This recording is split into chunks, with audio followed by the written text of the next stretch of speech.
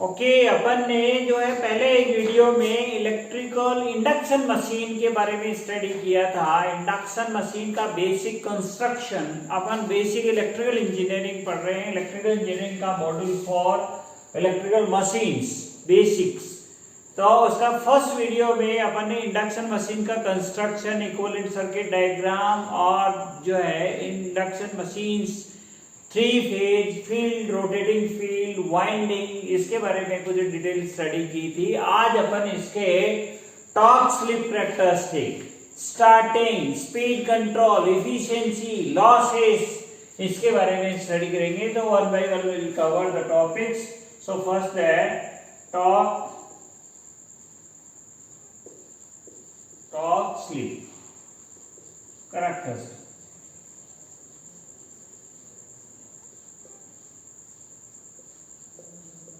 Torque slip characteristic, torque slip characteristic of induction machine.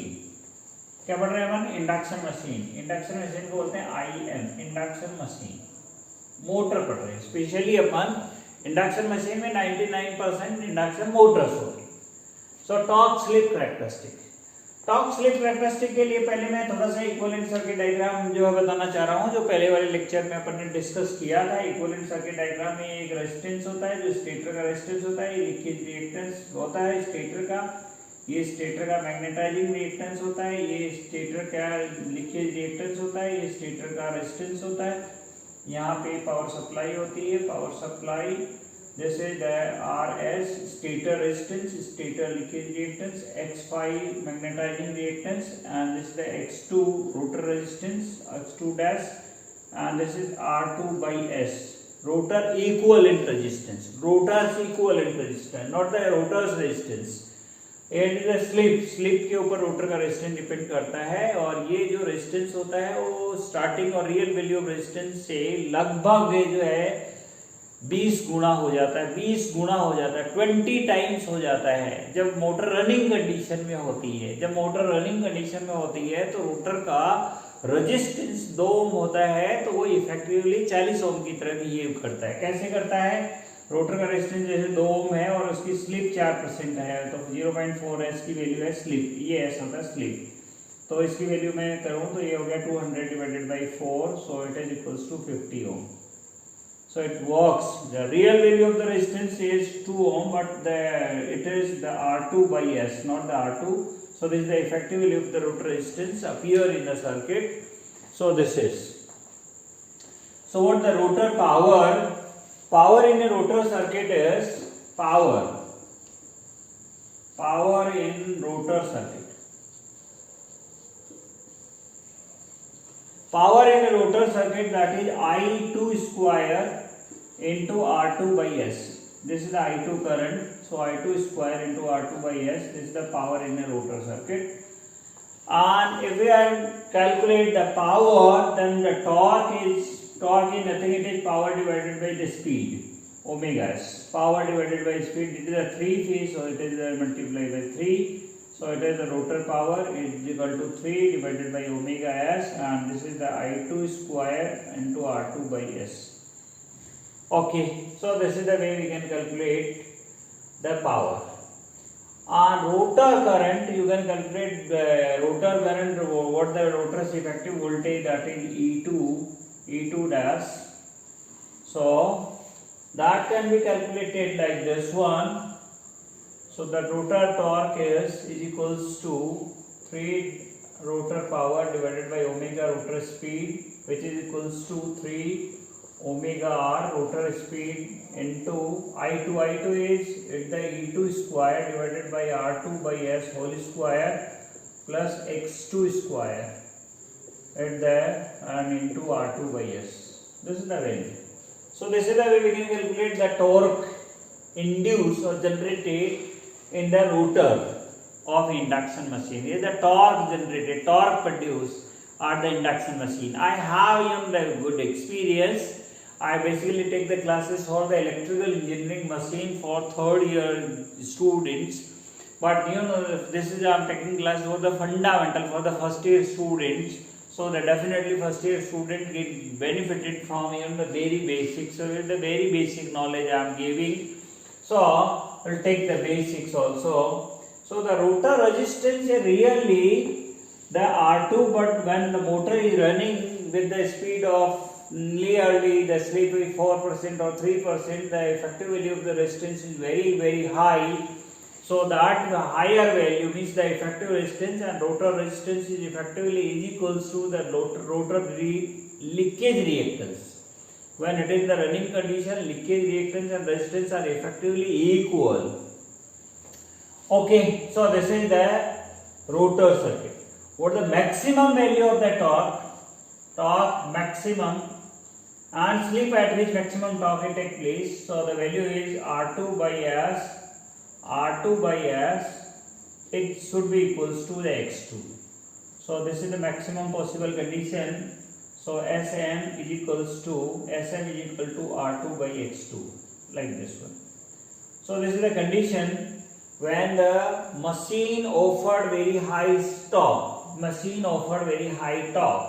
So we'll put the value of R2 is equals to X2. So the torque maximum is equals to, this is the condition when the torque is maximum. So the torque maximum is equal to 3 divided by omega s into E2 square divided by, this is the x square plus x square into twice of x square, and this is R2 is x2. So the x2 and this the square will cancel out. So it is equal to 3 divided by omega s E2 square divided by twice of x2. So maximum torque doesn't depend upon the value of resistance, but it depends upon the value of leakage reactance. Maximum torque depends upon the leakage reactance. So it is the maximum.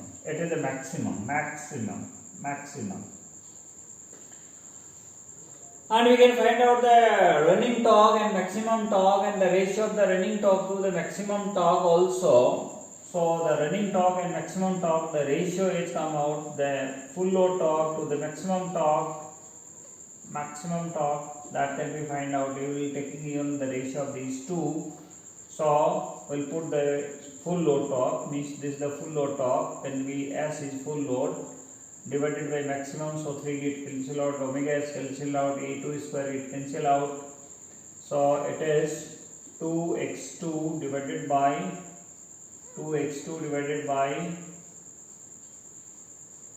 maximum, that is 2x2 maximum, the full load torque. So this is the value of the full load 1 upon, but it is R2 by S, and others are cancel out.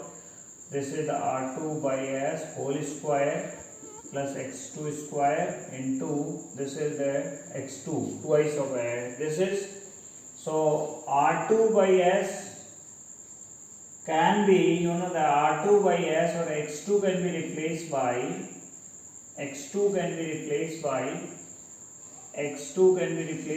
R2 by SN.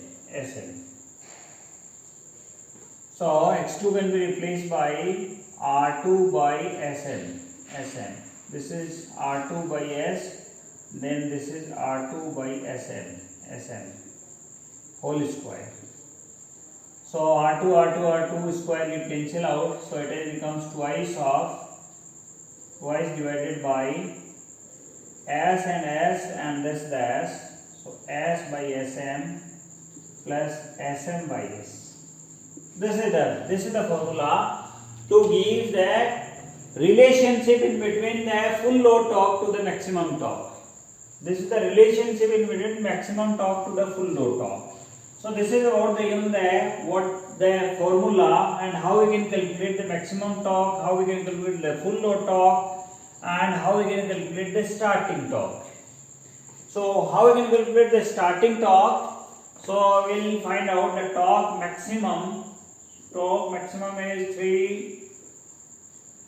3 E2 square divided by omega s into twice of x2. This is the maximum torque.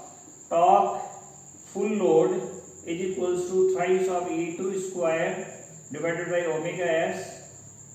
This is R2 divided by S whole square plus x2 square into R2 by S full load. This is S full load.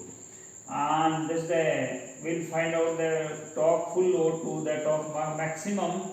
You will find out the values, the torque maximum, torque full load, torque starting, ratio of the starting torque, and finally we will remember how and then draw the characteristic also.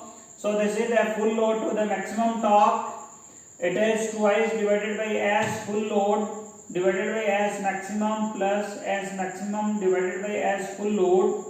So this is the formula, and we want to find out the torque starting to the torque maximum is equals to 2 divided by S starting is 1 divided by Sm plus Sm divided by 1. So this is also a formula to find out the relationship between maximum torque to the starting torque. As per the relationship, as per the equation, we can draw the characteristics, the starting torque, the maximum torque, and the full load torque. So as the characteristic, we'll draw the characteristic as the equation indicates. We'll draw the characteristics. So here we'll draw the characteristics. So this is the starting torque. It is generally,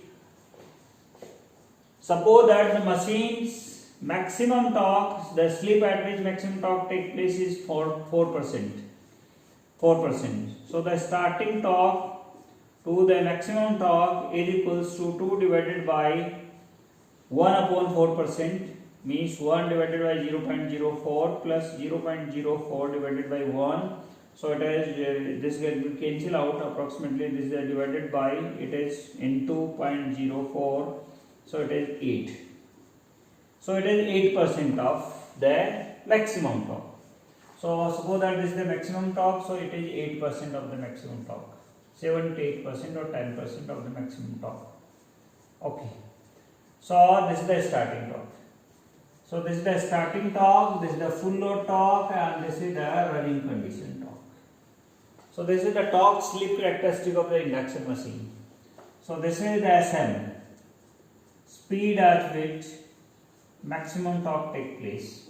Here the speed.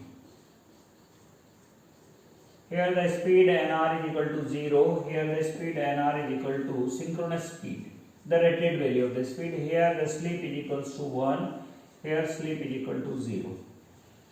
So it is known as speed torque characteristic. It is also known as torque slip characteristic. Here the torque on this axis, and this axis is the slip or speed. So it is known as, this is the value of maximum torque, torque maximum.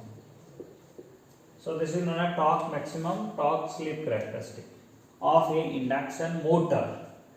If the motor working in the reverse, also this torque slip characteristic further extended like this one, and it is up to this one value when the slip is equals to 2, or we can say Nr is equals to minus Ns, motor running in the reverse direction. So reverse motoring mode of operation. So this is the value of the torque. So this can be drawn. So this is sufficient for the first year student how we can draw the torque slip characteristic. So this is the torque slip characteristic.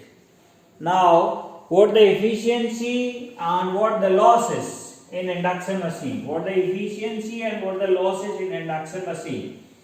How we can calculate the efficiency and losses.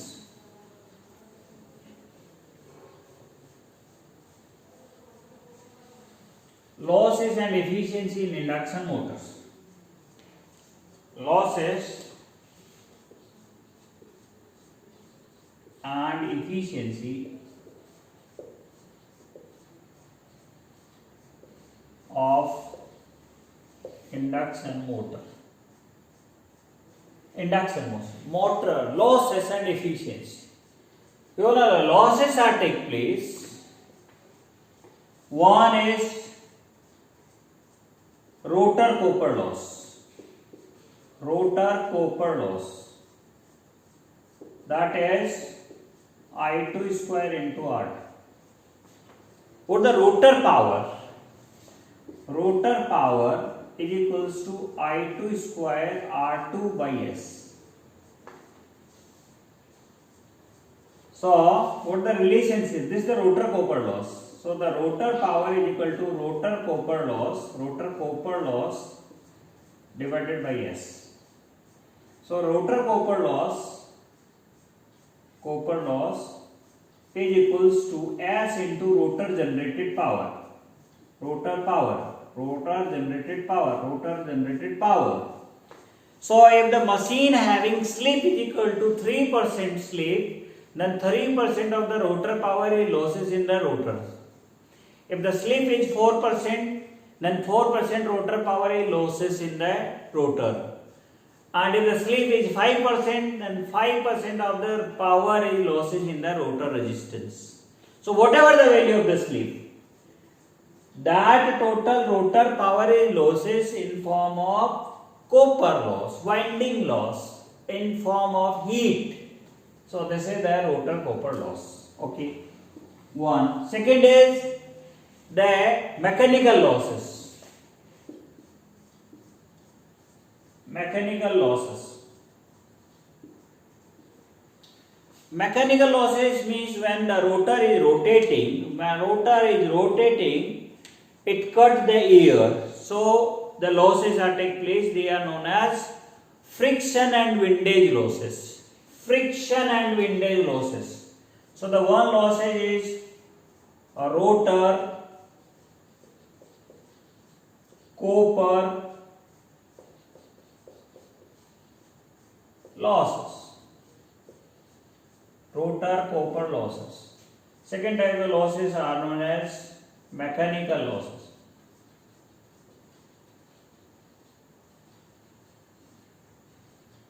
Mechanical losses are divided firstly the friction and windage losses. Second is in the bearing, the motor is rotating, the rotor is stay on the bearing, so there is a losses, that is bearing losses. Bearing, mechanical, friction losses.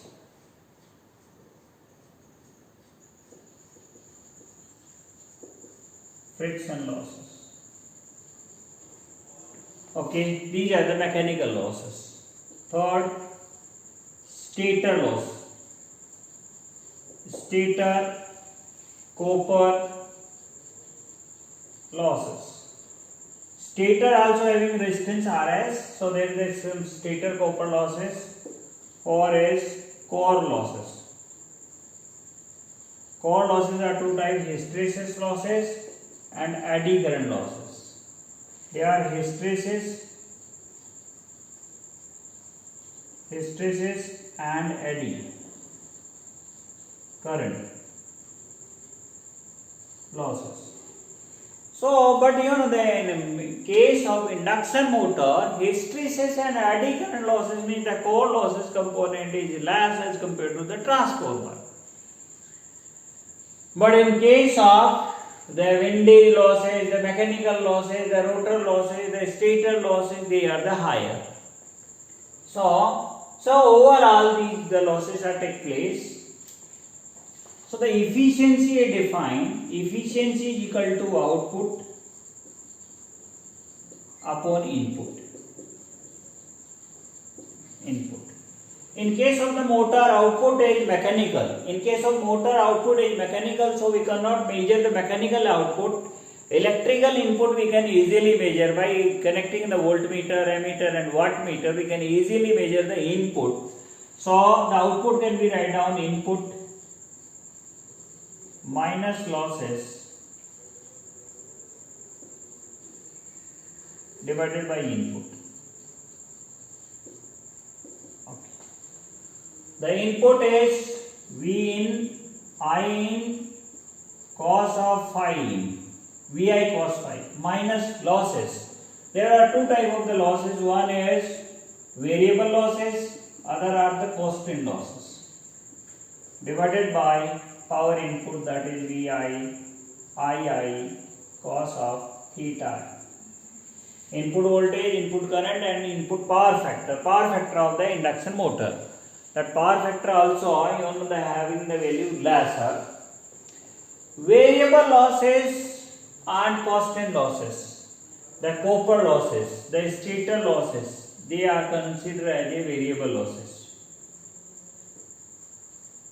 Variable losses. And the mechanical losses and the core losses.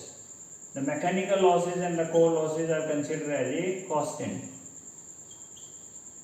Constant losses. Constant loss. This is the way we can easily find out the variable losses and constant losses. Some losses are the given if they will calculate given from the given equation, or if the resistances and current are given, then we can calculate from this formula what the value of the rotor current and rotor resistance as per the formula, the total rotor power and the rotor power, and if the slip is given, then we will find out the copper loss, and the copper loss in the rotor is approximately equals to the stator's copper loss for the maximum design, and for the maximum design, maximum output, the maximum output, power maximum output, the input minus twice of constant losses divided by power input. For the maximum, the variable losses is equal to constant losses. This is the condition to give the motor maximum efficiency. So this is about the efficiency. Now we are taking the speed control of the induction motor. How we can control the speed of the induction motor? Speed control of induction motor. How we can control the speed? So that is the speed control of the induction motor. Speed control.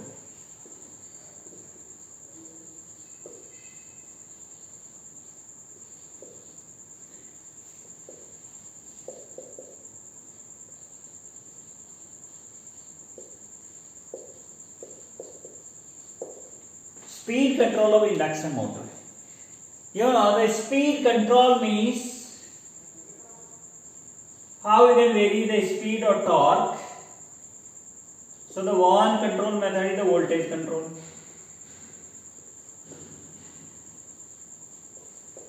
If the voltage is high, means the torque is directly proportional to the square of the voltage.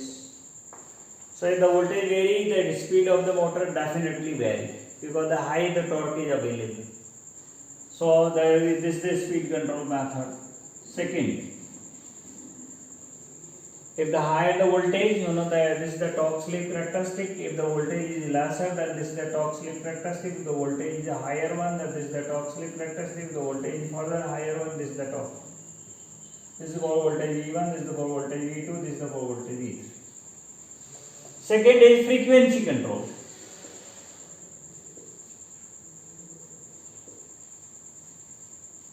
Frequency control.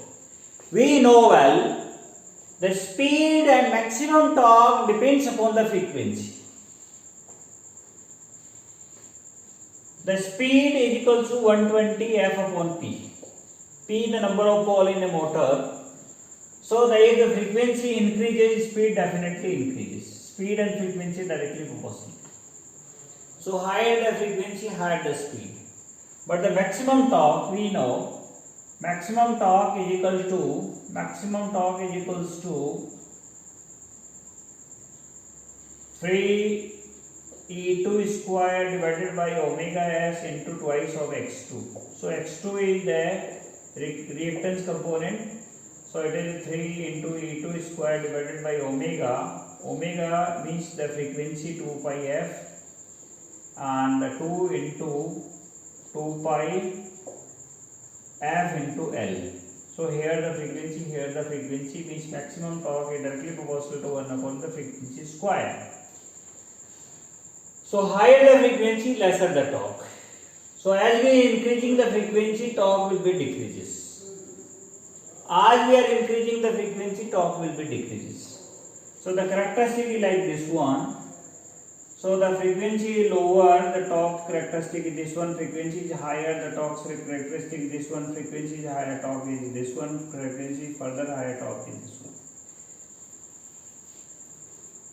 So this is on this axis there is a frequency, on this axis there is a frequency, on this axis there is a torque, and this is the maximum available torque. Okay. This is for the motoring mode operation, this is for the generating mode operation. So definitely the speed will increase, so at the higher speed available torque is lesser. At higher speed available torque is less, but we can increase the speed, but available torque is less, so less torque is available. Next speed control method is V by F control. V by F speed control. That is also known as constant torque control. Constant torque control. Constant torque control. We know the torque is directly proportional to the square of the voltage upon the square of the frequency. If both are constant, V by F is constant, then torque is also constant. If V by F is equal to constant, then torque definitely, it implies that torque is equal to constant. So this is very good method of a speed control of induction machine. So this is on a constant speed control method. If they half the voltage is half, frequency also half. So the ratio of these two V by F is remains same. If the voltage is 1/3, voltage V by 3, frequency also V by 3. So then the ratio is remains same. So when the frequency is third, speed is also 1/3. If the frequency is half, the speed is half. So this is the speed control for the lower speed, not the higher speed, because we cannot increase the voltage twice, because as we are increasing the voltage, the insulation is the problem. Machine voltage cannot be increased than the rated value. If higher than the rated value, machine will be damaged due to insulation failure. So this speed control is for the below speed control. Half the frequency, half the voltage, 1/3 of the frequency, 1/3 of the voltage, 1/4 of the frequency, 1/4 of the voltage.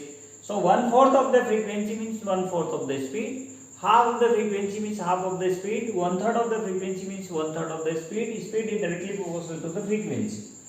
So this is very good method. It gives a constant torque at whatever the speed. It gives the constant torque. So this is very good speed control method, that is known as V by F speed control method. Now the speed control method is constant torque speed control method. It is a constant torque. Fourth is constant torque speed control method. Constant torque speed control. These are the different speed control methods. There is the constant torque, this is the constant torque control. Now the pole changing method, pole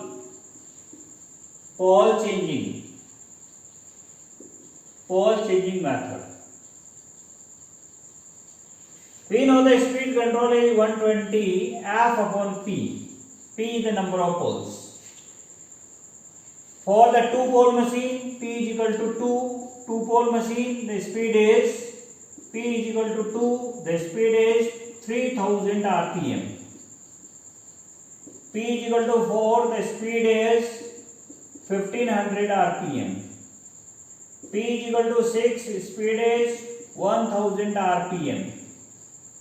P is equal to 8, speed is 800 rpm. So these are the different speed. If we having the lesser number of the pole, then higher the speed. If the higher number of pole, lesser the speed. So as per the requirement, we have the poles. We will have the multiple number of poles also. So we can excite the motor will use only the 2 pole, we can use 4 pole, we can use 6 pole. So the number of poles we are taking, so at a time 2 poles we are using, then the speed is higher. 4 pole we are using, speed becomes half of that. 6 pole using, the speed becomes 1/3 of that. So this is the way we can change the speed. And next is the speed control method is armature resistance speed control. That is armature resistance. Armature means here the rotor resistance. Rotor resistance speed control. You know there is a squirrel cage and wound rotor. There are two types of the induction machine. One is squirrel cage induction motor, other is slip ring induction motor. In slip ring induction motor, this rotor is so constructed, so it having the slip ring outside, and on the slip ring we can connect the resistance circuit. This is the resistance circuit, it is connected with this one slips, the rotor resistance, and this is the connected, they are on the rotor, and rotor resistance is connected like this one. Okay, so the slip ring induction machine having the arrangement to connect the resistance of the rotor circuit. So higher the rotor resistance, lesser the speed, and lower the rotor resistance, higher the speed. So it will increase the rotor resistance, speed decreases, losses increases. So this is the way we can change the speed. So this is about the speed control of induction motor. Speed control, there is a different method: voltage control method, frequency control method, V/F control method, pole changing method, and rotor resistance control method. It is only for the slip ring type induction machine, not the squirrel cage, not for all the machine. And these methods are for the all kind of the electrical induction machines, Okay, so this is the speed control method. Now the starting of the induction machine. Starting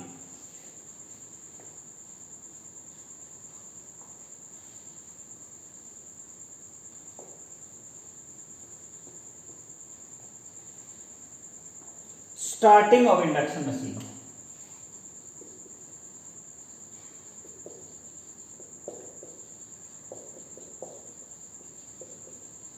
Starting of induction motor.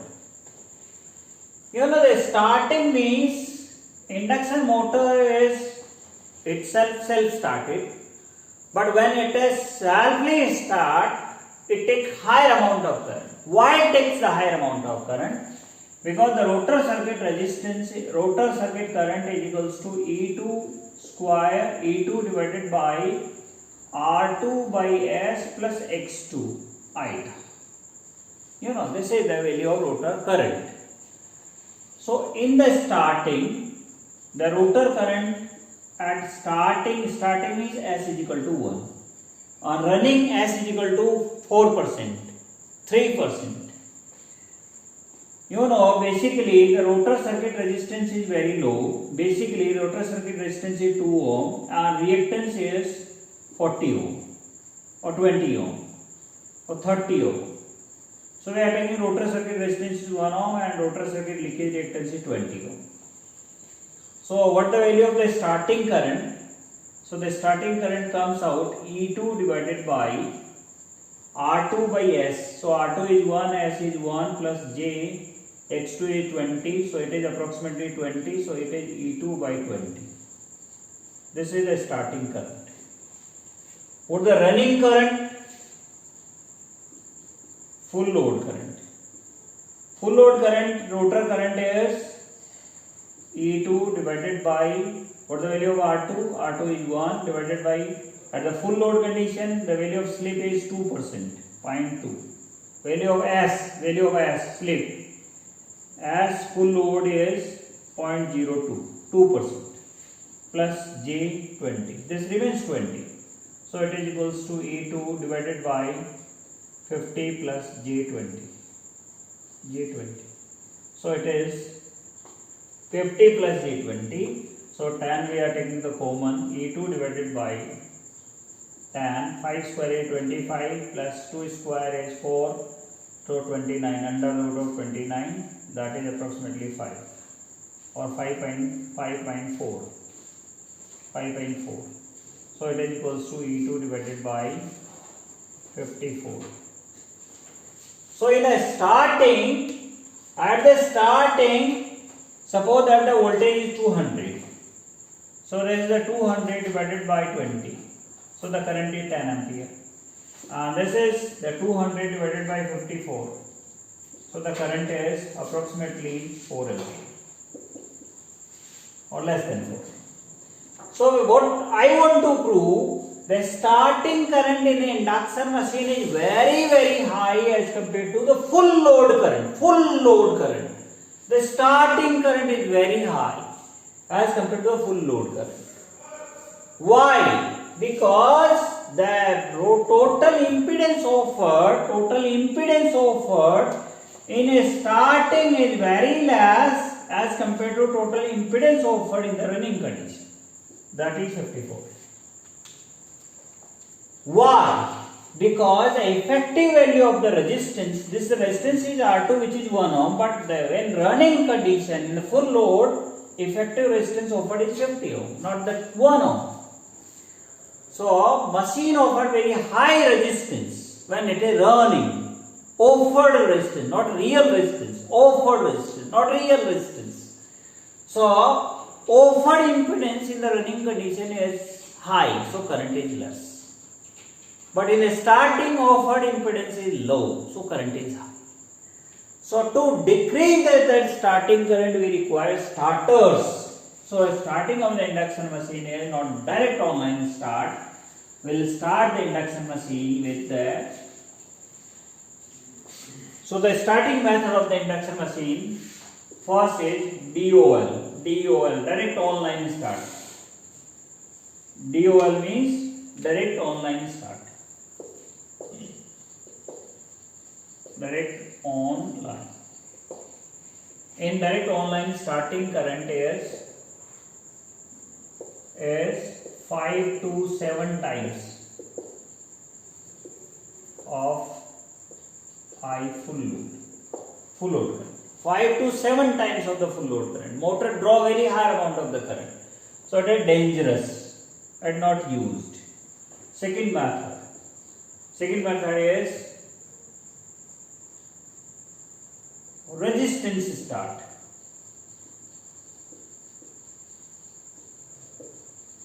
Resistance start means there is a different resistance are connected in the circuit of the induction machine. And the resistance are the variable resistance. So in the starting we will offer the high resistance in the circuit in the path of the current. We will connect the high resistance and slowly resistance will be decreased. So the current is minimized. But what happens? Higher the losses are take place because of the resistance. Higher the losses. So third method is inductance start. So here the inductors are connected with the supply to the induction machine. Inductors are connected. So with the inductors, induction machine can start, so the losses can be minimized. In this way, we can start the induction machine. And fourth is auto transformer, auto exmer. Auto transformer start. There is a auto transformer which is connected in the path of the machine. This is the supply is fed from the input, and this is the supply is fed to the motor.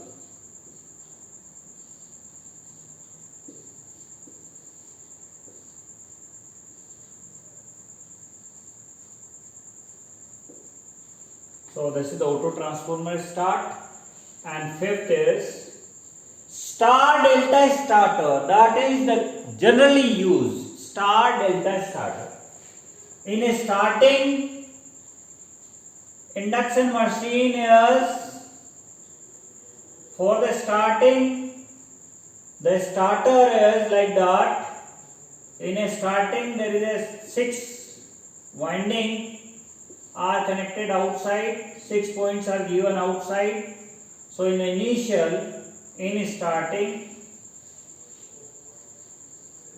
windings are connected in start, and in running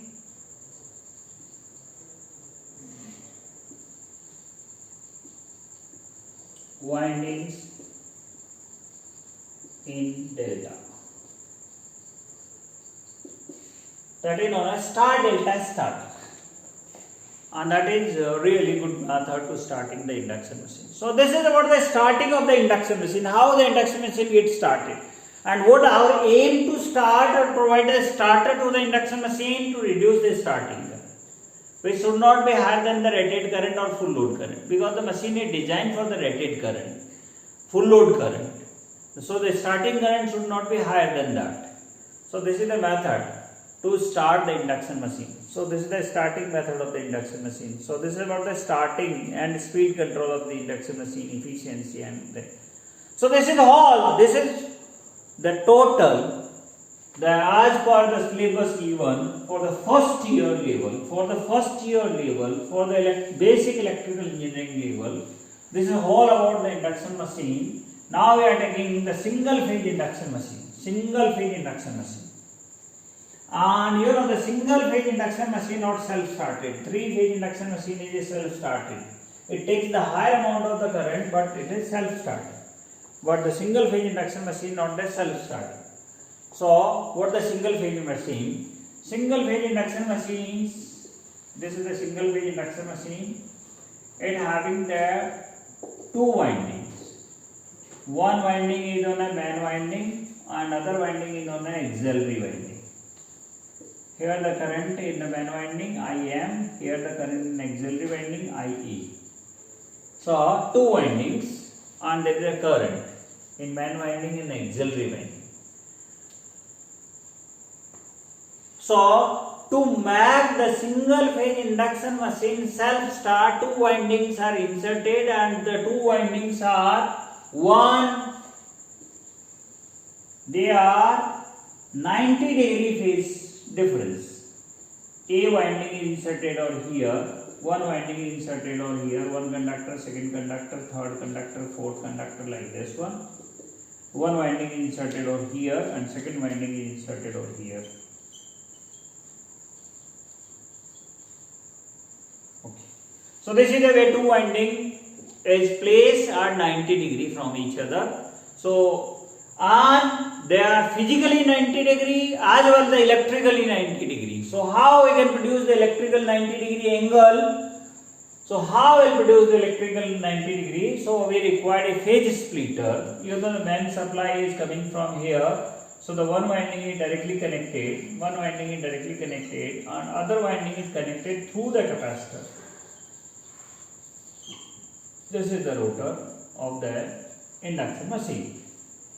This is the supply VS. So this is capacitor. This is the main winding, main inductance, This is the auxiliary winding inductance, and this is the capacitor. This capacitor is connected in the auxiliary winding, so that the phase difference. What happens? You know the phasor diagram. If there is a voltage, then the current in the inductive winding is 90 degree from the voltage. Current in an inductor, this is the current. Current in an inductor is always 90 degree from the voltage. So this is the supply voltage, this is the current in the inductor. If it is pure inductor, but no one inductor is pure one. So if what happens, there may be the current like this one. So it is in the ideal case, but it is in a practical one. So this is in RL circuit. R is small, L is hard, L1. So this is the L1, you can see. attain near about the 90 degree, but maybe the 80 degree, maybe the 70 degree. So then now we require the angle in between two winding 90 degree. So we will insert the capacitor in one of the circuits. So in a pure capacitive circuit, winding current is 90 degree from the voltage leading.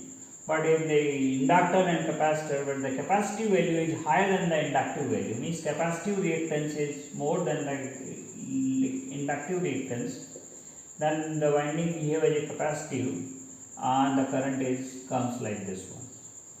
So this is current in LC circuit. Okay, so this is the current in LC circuit. So therefore the difference in between these two is near about 90 degree or equal to the 90 degree. So this is the way we will split that phase. So this capacitor is for this phase splitting. So we will provide the 90 degree phase difference. 90 degree the phase difference in between two windings. And 90 degree they physically placed inside. So therefore a torque is produced. A torque, one directional torque is produced. So it gets self-started. So we will draw the equivalent circuit diagram, working and torque characteristic of the single phase induction machine. Now I will draw the torque characteristic. You know the induction machine is having the one winding only, then it not the self-started. So what happens if it is having the one winding only? It having the one winding, then what happens? It is not a self-started one. So it produces the two torque, one the forward directional torque, other is the backward directional torque. So one is the forward directional torque, other is the backward directional torque. One is the forward directional torque, other is the backward directional torque. And the value of these two torque are equal and opposite like. So at the starting, resultant torque is 0. At the starting here, when speed is equal to 0, here the speed is equal to ns, synchronous speed. So here both the torques are equal, so resultant torque is 0. So to mark the resultant torque, the characteristic for the resultant torque is this one. This is the resultant torque. So here the resultant torque. So the machine may be run in a positive direction, it may be run in the negative direction, but it required is the starting torque. So to provide the starting torque, we provide the auxiliary winding, extra winding, two winding. So two winding provide the forward directional torque. If the capacitor terminals are get reversed, connected like this one, reversely connected, then the machine runs in the reverse direction also. If the capacitor terminals are get reverse connected, then definitely machine runs in the reverse direction. Otherwise, capacitor provide one directional. You know this auxiliary winding provide one directional torque. So it runs in one direction. So this is the torque slip characteristic, for the single phase induction machine. So this is the torque characteristic. How this single phase induction machine is having the equivalent circuit diagram. So the single phase induction machine, the equivalent circuit diagram is, its winding is, its equivalent circuit is divided into two parts. You know that definitely it having the stator resistance, stator leakage reactance, and then the rotor resistance and rotor leakage reactance is divided into two parts. So this is the rotor reactance and this is the rotor resistance, and then this is the rotor leakage reactance and this is the rotor resistance like this. Otherwise also it is leakage reactance and this is the rotor resistance.